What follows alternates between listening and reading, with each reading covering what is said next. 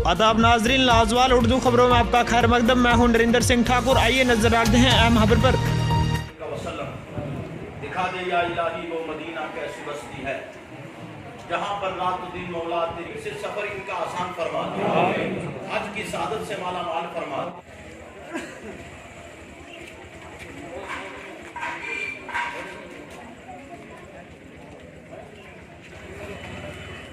अच्छा है, इससे पहले जो है वो गाड़ियाँ आरटीसी की जाया करती थी, तो इस साल जो है वो ये टवेरे जा रहे हैं, तो उन पर हमें ये सफ़र करा रहे हैं यहाँ श्रीनगर तक।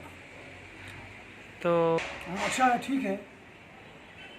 और कितना वेलफेयर सोसाइटी पहुँच, तो आज आज़ाद अकराम जो यहाँ सुप्रीम कोर्ट से सफ़र मामूद का रवाना हो रहे हैं। इस सिलसिला में यहाँ पे हम भी आए, हमारी एनजीओ के वॉलंटियर्स भी यहाँ पे तशरीफ़ फरमा है। तो का लाख लाख शुक्र और एहसान है कि अल्लाह का इन पर खुसूसी करम हुआ कि उसने इनको ये मौका बख्शा कि अपने घर में बुलाया, और फिर अपने प्यारे हबीब जनाब मोहम्मद रसूलुल्लाह सल्लल्लाहु अलैहि वसल्लम की बारगाह की हाज़िरी उनको नसीब हो रही है। और साथ साथ हज की सादत इतनी बड़ी नेमत है जो एक मुसलमान की तमन्ना और आरजू होती है ज़िंदगी में, और साहिब निसाब पर यह फ़र्ज़ भी होता है।